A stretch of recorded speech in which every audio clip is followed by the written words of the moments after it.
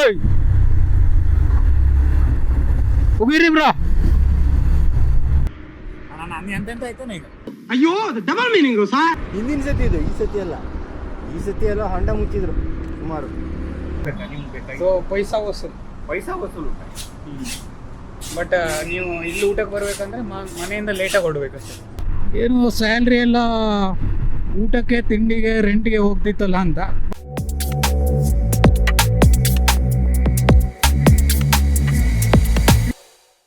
So ಈಗ ನಾವು return ಬೆಂಗಳೂರಿಗೆ ಹೋಗ್ತಾ ಇದೀವಲ್ಲ, ಹೆಂಗೆ ರೋಡ್ ಹೆಂಗೆ ಅನ್ನಿಸ್ತು? ರೋಡು ಕಂಪ್ಲೀಟ್ ಚಪ್ಪಾಗ್ಬಿಟ್ಟದೆ. ದೊಡ್ಡ ಕೇಳ್ಬಿಡಿ. ರೋಡು ಪೂರ್ತಿ ಎಕ್ಕುಟ್ಟೋಗ್ಬಿಟ್ಟದೆ, ಎಂಥದ್ದು ಇಲ್ಲ. ಸಿರ್ಸಿಯಿಂದ ಹಾವೇರಿ ತನಕ ಬರಂಗೆ ಇಲ್ಲ ಯಾರು. ಮತ್ತೆ ಬೈಕ್ ಅವರು ನಮ್ಮಂತ ಆಫ್ ರೋಡ್ ಬೈಕ್ ಇಟ್ಕೊಂಡವ್ರದ್ದು ಹಾಕ್ಬೋದು. ನೀ ಅಡ್ವೆಂಚರ್ ಬೈಕ್ ಇಟ್ಕೊಂಡವನೇ ಹಿಂಗೆ ಹೇಳ್ತೆ, ನಾವೆಲ್ಲ ಏನು ಹೇಳ್ಬೇಕು? ಅಡ್ವೆಂಚರ್ ಬೈಕ್ ಇಟ್ಕೊಂಡು ನೋಡಿ, ದೀಪಾವಳಿ ಬಗ್ಗೆ ಚಂದ ಮಾಡಿ ತೊಳೆದಿದ್ದೆ, ಬರೋ ತನಕ ಹಂಗೈತಿ. ನಮ್ದು ಹಂಗೆ ಏಕುಟ್ಟೋಗ್ಬಿಟ್ಟದೆ. ನೀರು ಬೇಕಾ?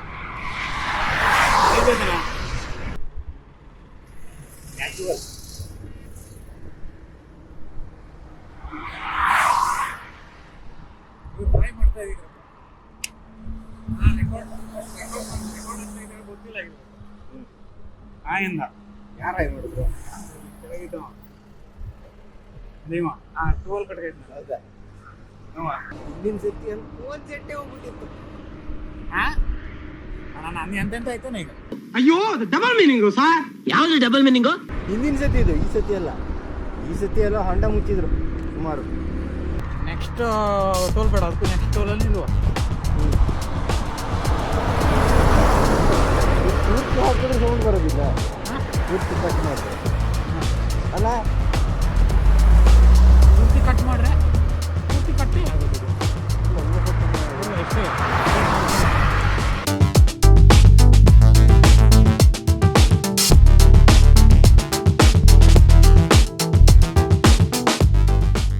ಈಗ ಚಿತ್ರದುರ್ಗದ ಹತ್ರ ಇದ್ದೀವಿ.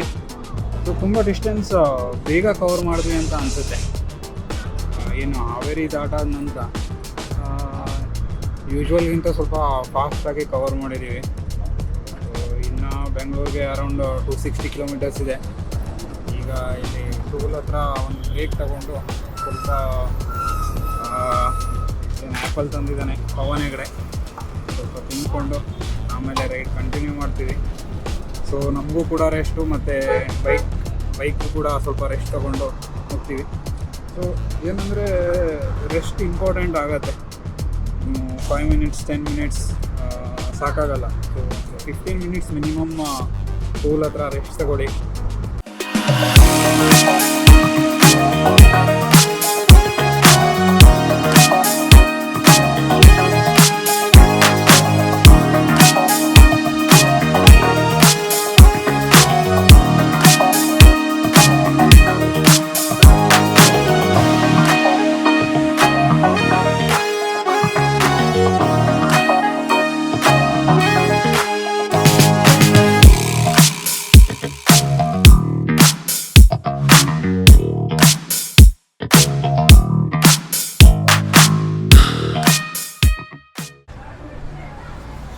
ಸೊ ಊಟಕ್ಕೆ ಅಂತ ಸ್ಟಾಪ್ ತಗೊಂಡಿದ್ದೀವಿ. ಈಗ ನಮ್ಮ ಜೊತೆ ಪವನ್ ಹೆಗಡೆ ಅವರು ಊಟಕ್ಕೆ ನಿಲ್ಲಿಸಿದ್ದಾರೆ.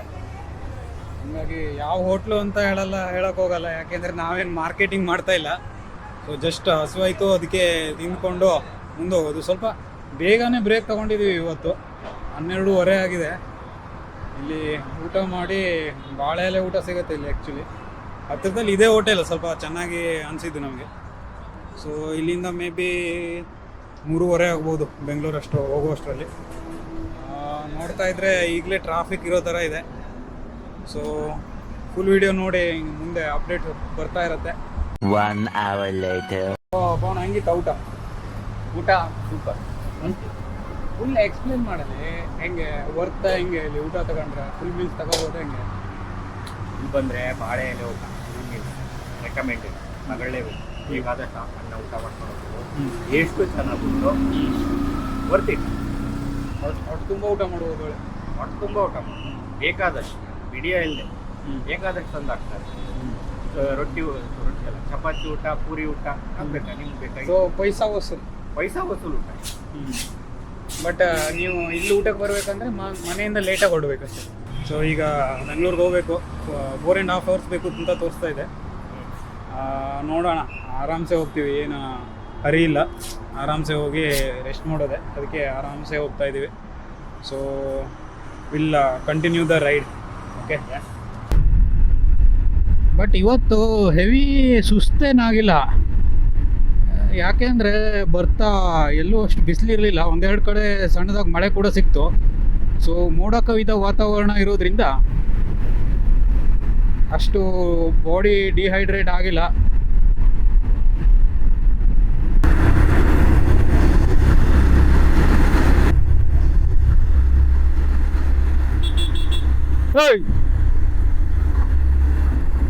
ಹೋಗಿರಿ ಬ್ರಾ.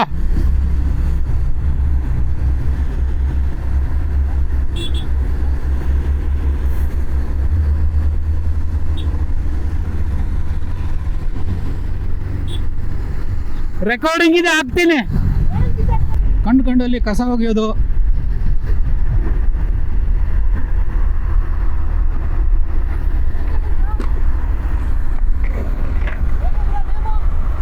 ಮಿಸ್ಟರ್ ಡಿ ಕರ್ನಾಟಕ ಅಂತ ಇದೆ, ಮಿಸ್ಟರ್ ಡಿ ಕರ್ನಾಟಕ. ಹಾಂ, ರೆಕಾರ್ಡ್ ಆಗಿದೆ. ಹಾಂ, ಹಾಕ್ತೀನಿ, ಸಬ್ಸ್ಕ್ರೈಬ್ ಮಾಡಿ. ಹಾಂ, ಥ್ಯಾಂಕ್ಸ್, ಬಾಯ್ ಬಾಯ್.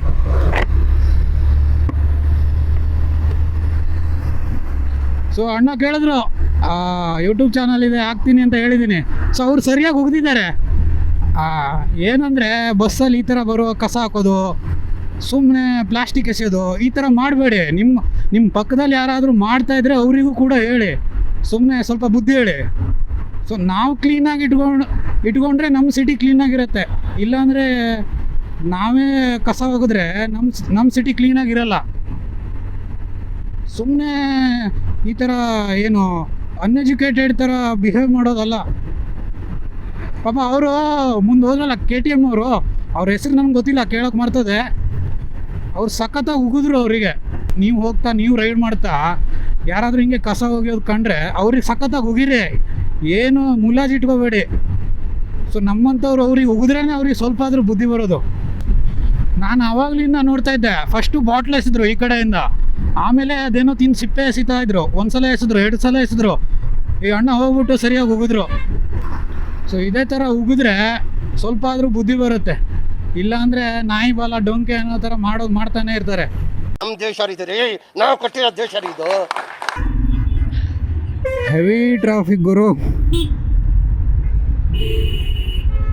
ನೆಲಮಂಗಲ ಟೋಲ್ ದಾಟಿದ್ದೀನಿ, 3:30 ಆಗಿದೆ. ಟ್ರಾಫಿಕ್ ಅಂದರೆ ಟ್ರಾಫಿಕ್ಕು. ನಾನು ಟ್ರಾಫಿಕ್ ಇರುತ್ತೆ ಅಂತ ಗೊತ್ತಿತ್ತು, ಬಟ್ ಇಷ್ಟಿರುತ್ತೆ ಅಂತ ಮುಂದ್ಕೊಂಡಿರಲಿಲ್ಲ. ಬೆಂಗಳೂರಿಗೆ ನೂರಾರು ಟ್ರೈನ್ಗಳು ಫುಲ್ಲಾಗಿ ಬರ್ತವೆ ಡೈಲಿ, ನೂರಾರು ಟ್ರೈನ್ಗಳು ಫುಲ್ಲಾಗಿ ಹೋಗುತ್ತೆ. ಹಾಗೆ ಡಿಫ್ರೆಂಟ್ ಆ್ಯಂಗಲಲ್ಲಿ ಬೆಂಗಳೂರಿಗೆ ಜನ ಬರ್ತಾರೆ, ಹೋಗ್ತಾ ಇರ್ತಾರೆ. ಬಟ್ ಏನಂದರೆ ಎಲ್ಲರಿಗೂ ಅಡ್ಜಸ್ಟ್ ಆಗಲ್ಲ, ಆಯಿತಾ. ತುಂಬ ಜನ ಇಲ್ಲಿ ಏನೋ ಪ್ರಾಬ್ಲಮ್ಮಿಂದ ವಾಪಸ್ ಹೋಗ್ತಾರೆ ಊರಿಗೆ. ಬಟ್ ಏನಂದರೆ ಬೆಂಗಳೂರಿಗೆ ಬಂದು ಇಲ್ಲಿ ಸರ್ವೈವ್ ಆಗಿ ನೀವು ಒಂದು ಏನು ಉದ್ಯೋಗ ಮಾಡ್ತಾಯಿದ್ದೀರಾ, ನೀವು ಒಂದು ಸಲ ಸೆಟ್ ಆದ್ರಿ ಅಂತ ಆದರೆ ಮತ್ತು ನೀವು ಬೆಂಗಳೂರು ಬಿಟ್ಟು ಹೋಗಲ್ಲ. ಇದನ್ನು ನೀವು ಬೇಕಿದ್ದರೆ ಬರೆದಿಟ್ಕೊಳ್ಳಿ. ಸೊ ಒಂದು 2-3 years ಸ್ಟಾರ್ಟಿಂಗ್ ಕಷ್ಟ ಆಗ್ಬೋದು. ನೀವು ಅಡ್ಜಸ್ಟ್ ಆಗಿ ನಿಮಗೆ ಒಳ್ಳೆ ಏನಾದರೂ ಇನ್ಕಮ್ ಬರೋಕ್ಕೆ ಸ್ಟಾರ್ಟ್ ಆಯಿತು ಅಂದರೆ, so Bengaluru is one of the best city to lead the life. So ಅದಕ್ಕೆ ಮಾಯಾನಗರಿ ಬೆಂಗಳೂರು ಅಂತ ತುಂಬ ಜನ ಹೇಳ್ತಾರೆ, ನನಗೂ ಅನ್ನಿಸ್ತಾ ಇರುತ್ತೆ. ಸೊ ನಾನು ಬೆಂಗಳೂರಿಗೆ ಬಂದಾಗ ನನಗೆ ಹೆವಿ ಕಷ್ಟ ಆಗಿತ್ತು ಫಸ್ಟಲ್ಲಿ. ಏನು ಸ್ಯಾಲ್ರಿ ಎಲ್ಲ ಊಟಕ್ಕೆ, ತಿಂಡಿಗೆ, ರೆಂಟಿಗೆ ಹೋಗ್ತಿತ್ತಲ್ಲ ಅಂತ.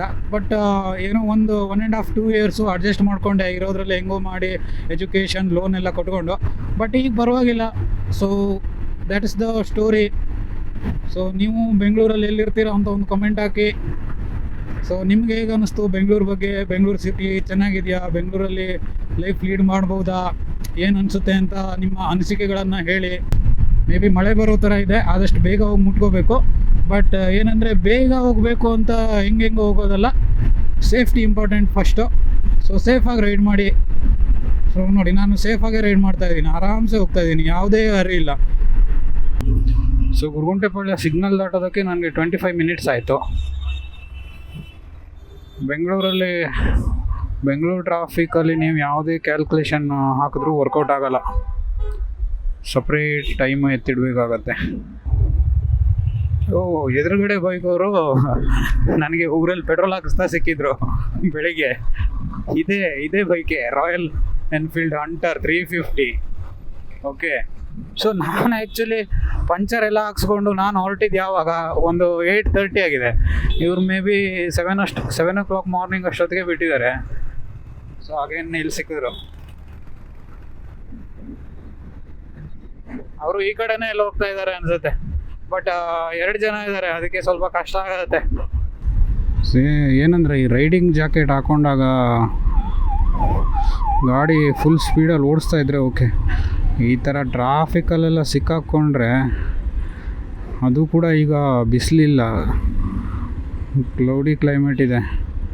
ಬಿಸಿಲೆಲ್ಲ ಇದ್ದರೆ ಮತ್ತೆ ಒಳಗಡೆ ಏನಿಲ್ಲ, ಎಲ್ಲ ಬೆಂದೋಗಿರುತ್ತೆ. ಈಗಲೇ ಬೇಯ್ತಾ ಇದೆ ಒಳಗಡೆ. ಈ ವಿಡಿಯೋ ನಿಮಗೆ ಇಷ್ಟ ಆಗಿದರೆ ಒಂದು ಲೈಕ್ ಹಾಕಿ, ಶೇರ್ ಮಾಡಿ, ಹಾಗೆ ಚಾನಲನ್ನು ಸಬ್ಸ್ಕ್ರೈಬ್ ಮಾಡೋದನ್ನು ಮರಿಬೇಡಿ. ಸೊ ಇನ್ನೊಂದು ರೈಡೊಂದಿಗೆ ಮತ್ತೆ ಬರ್ತೀನಿ. ಅಲ್ಲಿವರೆಗೂ ನಮಸ್ಕಾರ.